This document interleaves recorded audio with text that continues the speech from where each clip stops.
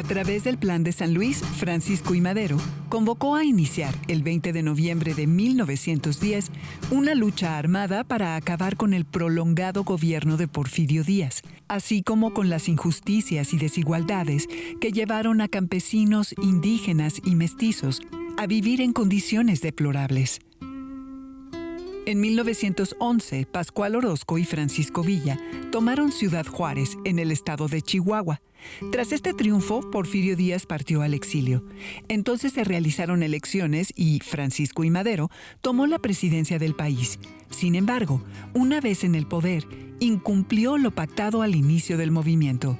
Así que Zapata proclamó el Plan de Ayala, el cual sostenía, entre otras cosas, que Madero no llevó a feliz término la revolución que gloriosamente incitó con el apoyo de Dios y del pueblo, porque dejó en pie la mayoría de los poderes gubernativos y elementos corrompidos de opresión del gobierno dictatorial de Porfirio Díaz, y complacía a los científicos, hacendados y caciques que esclavizaban a la mayoría de los pueblos y ciudadanos mexicanos, quienes sufrían los horrores de la miseria sin poder mejorar su condición social. Entonces inició la lucha para derrocar a Madero. En febrero de 1913, Victoriano Huerta, que había luchado en las filas maderistas, se unió a los sublevados y contribuyó para que Madero fuera encarcelado y desconocido como presidente. Posteriormente, ocupó la silla presidencial sin haber sido elegido. En rechazo al gobierno de Huerta, Carranza presentó el Plan de Guadalupe, el cual contempló, entre otros puntos, tomar nuevamente las armas para recuperar la legalidad en el país y poner un presidente provisional que luego convocara a elecciones para elegir a un presidente constitucional. En este marco se formó el Ejército Constitucionalista con personajes como Francisco Villa, Álvaro Obregón, Pablo González y Emiliano Zapata. Luego de muchos enfrentamientos, en el horizonte se vislumbró Zacatecas como el último bastión del huertismo. Carranza ordenó a Villa que enviara a 5,000 hombres para apoyar a otro general a tomar la ciudad. Pero en lugar de ello, Felipe Ángeles y Francisco Villa, con su tropa, se dirigieron a Zacatecas y luego de protagonizar una cruenta batalla, el 23 de junio de 1914, la División del Norte salió triunfante, aunque la relación Carranza-Villa se vio fracturada. El ejército huertista terminó tan debilitado que, el 13 de agosto de 1914, Álvaro Obregón, por parte del Ejército Constitucionalista, y Gustavo A. Salas, por parte de los federales, firmaron los tratados de Teoloyucan sobre la salpicadera de un automóvil. Con ello se formalizó la derrota de Huerta, quien luego huyó del país, y Carranza fue nombrado presidente interino. En octubre de 1914, Carranza convocó a jefes militares con mando de fuerzas y gobernadores de los estados a la Convención de Aguascalientes, a la cual ni Carranza ni Zapata asistieron, con el fin de retomar lo estipulado en el Plan de Guadalupe, sobre reunir a todas las fuerzas constitucionalistas para preservar la paz y convocar a elecciones para elegir a un presidente constitucional. Particularmente buscaba formalizar su estancia en el poder. Sin embargo, entre otras cosas, los asistentes decidieron dejar a Eulalio Gutiérrez como presidente provisional. Indignado, Carranza desconoció la convención e instaló su gobierno en el estado de Veracruz y comenzó a preparar su estrategia. Cabe resaltar que hasta ese momento Zapata y Villa no se habían visto en persona, pues aunque por mucho tiempo compartieron la misma causa, todas sus alianzas habían sido mediadas. El 4 de diciembre de 1914, luego de llegar a la Ciudad de México, Villa se dirigió a Xochimilco, donde Zapata ya lo esperaba. Finalmente se conocieron, firmaron el Pacto de Xochimilco y planearon una estrategia para enfrentar al carrancismo. Carranza tomó la presidencia en 1917 y decretó la Constitución. Este hecho marcó el fin de la Revolución Mexicana.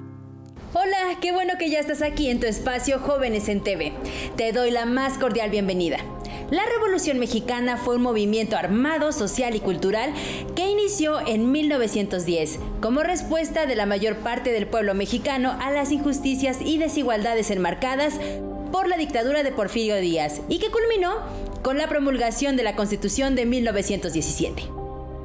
Su escenario fue todo el territorio nacional y sus protagonistas han sido incontables, pues si bien conocemos a varios de ellos, muchos y muchas viven en el anonimato. La verdad es que gracias al trabajo de historiadores e historiadoras vamos conociendo sus caras y aportaciones. Pero, ¿sabes qué? Más allá de las investigaciones formales, hay otras maneras de acercarnos a esta etapa histórica. Una de ellas es la narrativa de la revolución, que de manera más lúdica nos permite conocer razones, causas, hechos, rostros y emociones de esta lucha. Y en esta narrativa sobresale la pluma de Nelly Campobello. Por un lado, porque fue la primera mujer en incursionar en este terreno, y por otro lado, porque rompió con los cánones narrativos de la época. Te invito a conocer la vida de esta mujer y cuál fue su aportación en el campo de la literatura. Verás que el pasado no ha pasado. Conéctate. Nelly Campobello nació en Villa Ocampo, estado de Durango, el 7 de noviembre de 1900. Su nombre verdadero fue Francisca Ernestina Moya Luna, pero según se sabe, tomó el nombre de Nelly de una perrita de su mamá, la cual le caía muy bien, y el apellido Campobello de su padrastro, Ernest Campbell, solamente que haciendo una composición de este. En 1906 llegó a Hidalgo del Parral, Chihuahua. Allí vivió con su madre y su padrastro, y después nació su hermana. Hay quien dice que también vivió en la capital del estado, pero este no es un dato seguro. Lo que sí es cierto es que en Parral vio pasar la Revolución Mexicana. Particularmente vio en primera fila la lucha de Pancho Villa y su División del Norte. Tras el fallecimiento de su madre junto con su hermana, llegó a la Ciudad de México en 1923. En ese año descubrió el ballet. Entre 1928 y 1929 frecuentó la Comuna, un lugar que el pintor Gerardo Murillo, conocido como el Dr. Atl, había instalado en el exconvento de la Merced, y allí conoció a diversos artistas e intelectuales. En 1929 publicó su libro de poemas titulado Francisca Yo. Y entre este año y el siguiente vivió en La Habana, Cuba. En Cuba difundió con orgullo las danzas de México y convivió con escritores como Federico García Lorca, Nicolás Guillén y Langston Hughes, así como con el periodista Antonio Fernández de Castro. Dado que este último tuvo que ser hospitalizado, Nelly Campobello decidió visitarlo regularmente y poco a poco comenzó a compartirle sus historias revolucionarias. Cada tarde le llevaba mis fusilados escritos en una libreta verde. Los leía yo, sintiendo mi cara hecha perfiles salvajes. Vivía. Parecían cuentos. No eran cuentos. Allá en el norte, donde nosotras nacimos, está la realidad florecida, en la Segunda del Rayo, en el Cerro de la Mesa, de la Cruz, de las Borregas, de la Iguana y el gigante Cerro del Espía. Allí donde han quedado frescas las pisadas y testereando entre las peñas las palabras de aquellos hombres del norte. Mis fusilados, dormidos en la libreta verde. Mis hombres muertos. Mis juguetes de la infancia. Estos escritos después dieron forma a Cartucho, relatos sobre la lucha en el norte de México, el cual se ha editado en 3 ocasiones, en 1931, 1940 y 1960, con algunos cambios en la segunda y tercera edición. Esta obra es reconocida actualmente como una importante aportación a la narrativa de la Revolución, razón por la cual es importante conocerla más a fondo. Nelly Campobello escribió Cartucho alrededor de sus 30 años, pero lo hizo desde su mirada de niña y adolescente. Cartucho no dijo su nombre. No sabía coser ni pegar botones. Un día llevaron sus camisas para la casa. Cartucho fue a dar las gracias. El dinero hace a veces que la gente no sepa reír, dije yo jugando debajo de una mesa. Cartucho se quitó un gran sombrero que traía y con los ojos medio cerrados dijo, adiós. Cayó simpático. Era un cartucho. Al tomar este libro entre las manos debemos tener presente las características de la niñez y más aún de la niñez de un contexto revolucionario. En los años de la Revolución Mexicana, decenas de niñas y niños se unieron a la bola. Algunos por ser huérfanos y no tener un mejor lugar a donde ir, otros al lado de sus padres y otros más nacieron y aprendieron a caminar en medio de las batallas. Como sea, llegado el momento, cada uno le dio de comer a los animales o repartió comida. Incluso algunos tomaron las armas. Por otro lado, se encontraban aquellas niñas y niños que en los pueblos y comunidades, a su manera, también vivieron la revolución, como fue el caso de Nelly Campobello. Unos y otras fueron testigos o protagonistas de los acontecimientos de la época. Por tal razón, no es extraño que la violencia, los enfrentamientos, las luchas, las balas, los triunfos y las derrotas fueran parte de su cotidianidad. Más de 300 hombres fusilados en los mismos momentos, dentro de un cuartel. Es muy impresionante, decía la gente. Pero nuestros ojos infantiles lo encontraron bastante natural. Nelly Campobello vio pasar muy cerca sucesos de la revolución, hechos que su memoria capturó y que más tarde materializó de manera impasible, asombrosa y conmovedora. Los balazos habían empezado a las 4 de la mañana. Eran las 10. Luego quise asomarme para ver cómo peleaba el Kirilí. Mamá le dijo a Felipe Reyes, un muchacho de las cuevas, que nos cuidara y nos dejara salir. Nosotras, ansiosas, queríamos ver caer a los hombres. Nos imaginábamos la calle regada de muertos. Felipe se entretuvo jugando con unas herramientas y saltamos a una ventana, mi hermana y yo. Abrimos los ojos en interrogación. Buscamos y no había ni un solo muerto. Lo sentimos de veras. Nos conformamos con ver que de la esquina todavía salía algún balazo y se veía de vez en cuando que sacaban un sombrero en la punta de un rifle. La narrativa de Nelly Campobello es revolucionaria en sí misma porque fue la primera mujer en publicar dentro de este género y en reivindicar y humanizar a la División del Norte y a Pancho Villa. Los soles del norte son fuertes, lo dicen las caras curtidas y quebradas de sus hombres. Una columna de jinetes avanzaba por aquellos llanos. Entre Chihuahua y Juárez no había agua. Ellos tenían sed. Se fueron acercando a la vía. El tren que viene de México a Juárez carga sandías en Santa Rosalía. El general Villa lo supo y se lo dijo a sus hombres. Así fue como llegaron hasta la vía y, al grito de ¡Viva Villa!, detuvieron los convoyes. Villa les gritó a sus muchachos: ¡bajen hasta la última sandía y que se vaya el tren! Todo el pasaje se quedó sorprendido al saber que aquellos hombres no querían otra cosa. Cabe destacar que en aquel tiempo, en el ambiente intelectual resaltaban obras de autoría masculina. Entre ellas, El Águila y la Serpiente, La Sombra del Caudillo y Memorias de Pancho Villa, de Martín Luis Guzmán. Vámonos con Pancho Villa, Si me han de matar mañana y Se llevaron el cañón para Machimba, de Rafael F. Muñoz. Así como Pancho Villa, retrato autobiográfico, 1894-1914, de Friedrich Katz. Por otro lado, la narrativa de Campobello destaca porque rompió los cánones y la estética de aquella época. Especialistas en el tema han resaltado que Cartucho no pertenece a un género definido como el cuento, la novela, el relato, la fábula o la crónica, sino que más bien son narraciones o estampas descritas con una estructura novedosa, y cuyo centro es una casa en la calle Segunda del Rayo, en la ciudad de Parral, estado de Chihuahua, o lo que la niña Campobello escucha de las personas adultas a su alrededor. Llegó una tía mía para ver a mamá y le contó que un soldado yaqui había querido robarle a Luisa, mi prima. 1000 cosas, dijo mi tía. Salieron en un automóvil color gris y cuando volvieron estaban bastante platicadoras. Contaban detalles que ya no recuerdo, de cómo las había recibido el general Pancho Murguía. Mi tía saltaba de gusto, porque le habían prometido fusilar al soldado y pedía ansiosa una taza de café. Campobello narró hechos reales cercanos a su cotidianeidad, con un toque de ficción y utilizando un lenguaje sencillo, coloquial y al mismo tiempo crudo. Y pasaba todos los días, flaco o mal vestido. Era un soldado.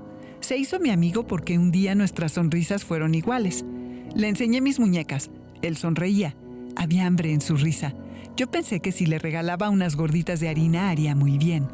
Al otro día, cuando él pasaba hacia el cerro, le ofrecí las gordas.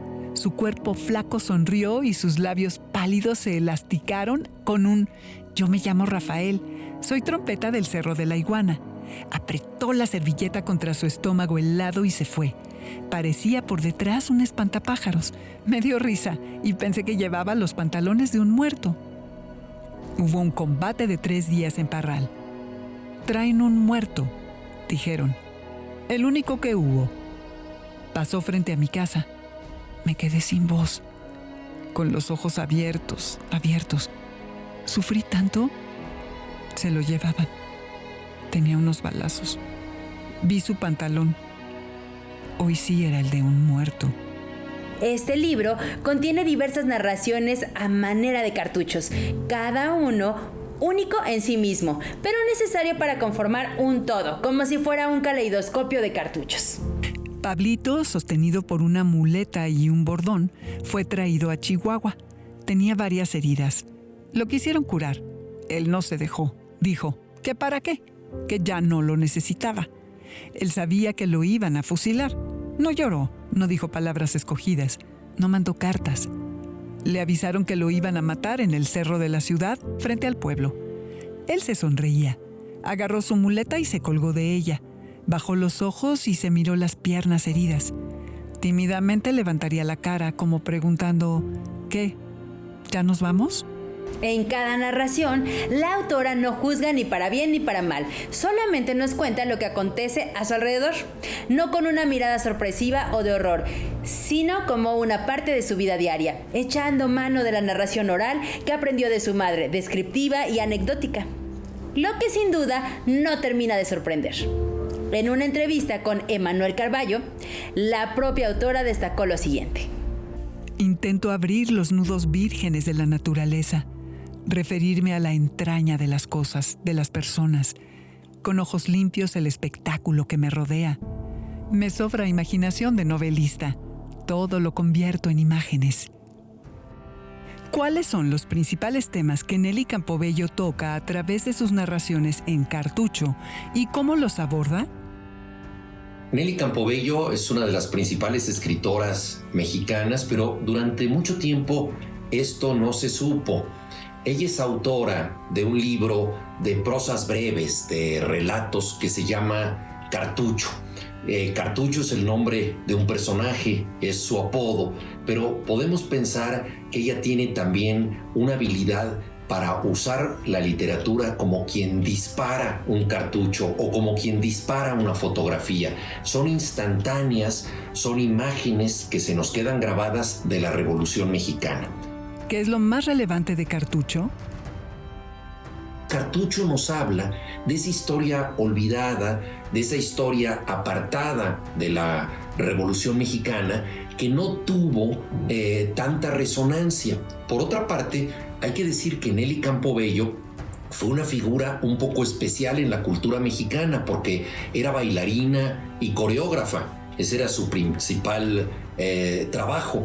No estaba dentro de los circuitos literarios más habituales. Fue amiga de un gran escritor de la novela de la Revolución, Martín Luis Guzmán, quien ayudó a que publicara su libro y luego le sugirió algunas correcciones para la segunda edición. ¿Qué aporta la mirada de Nelly Campobello?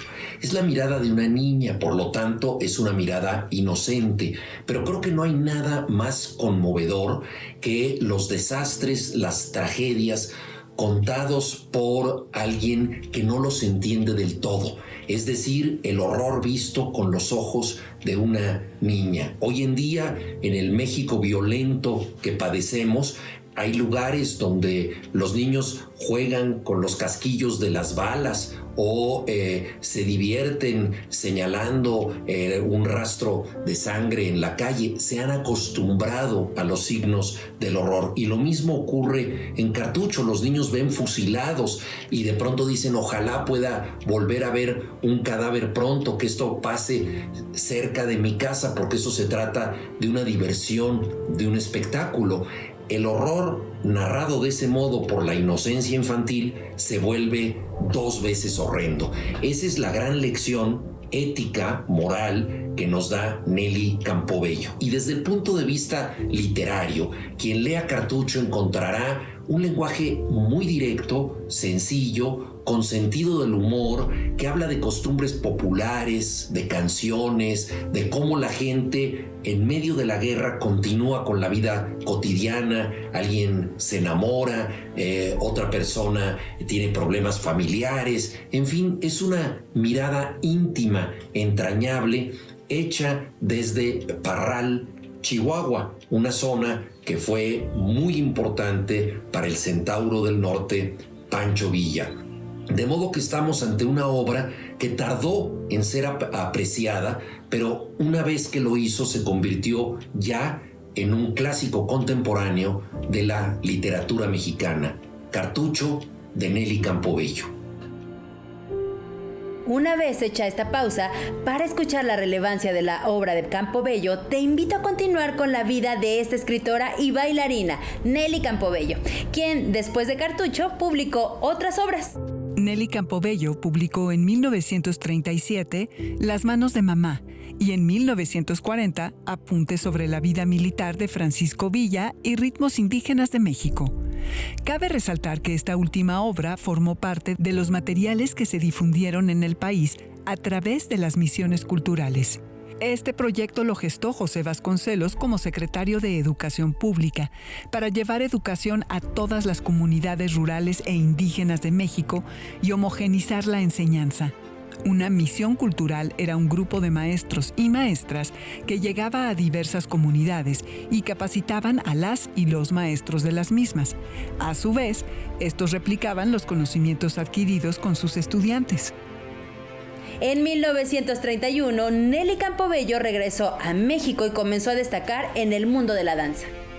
Por invitación del presidente Lázaro Cárdenas, presentó su montaje coreográfico Ballet 3030, en el cual participaron estudiantes de la Escuela Preparatoria Dinámica e infantes de primaria.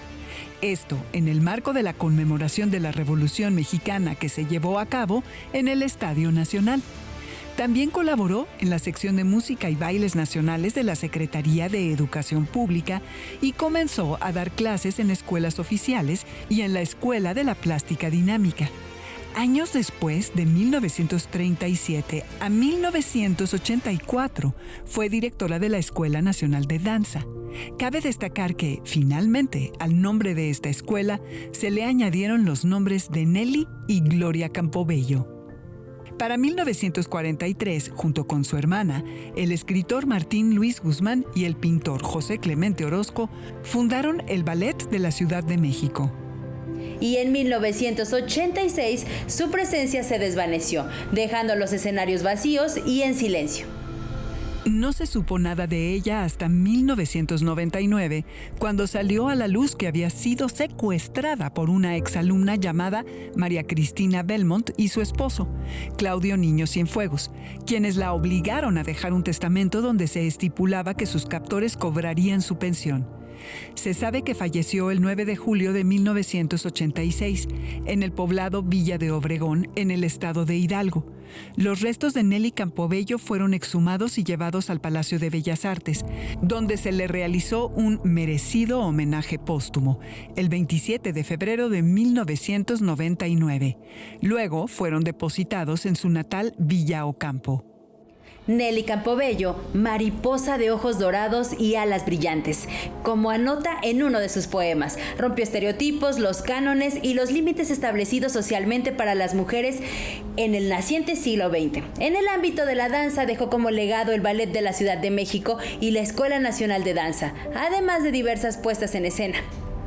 Mientras que en el ámbito literario dejó obras de gran valor, de entre ellas destacan Cartucho, relatos sobre la lucha en el norte de México. La verdad, este libro me encantó.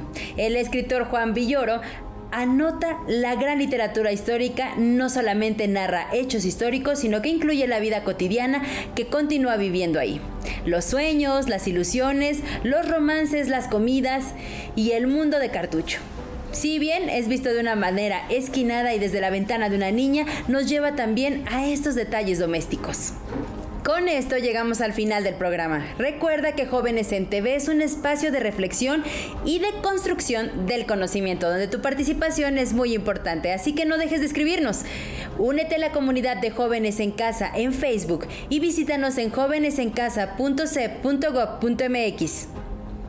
Te invitamos a ver nuevamente este programa a través de nuestro canal de YouTube y a seguir reflexionando en torno a la Revolución Mexicana y la literatura, que de ella se derivó. El pasado no es pasado. Conéctate.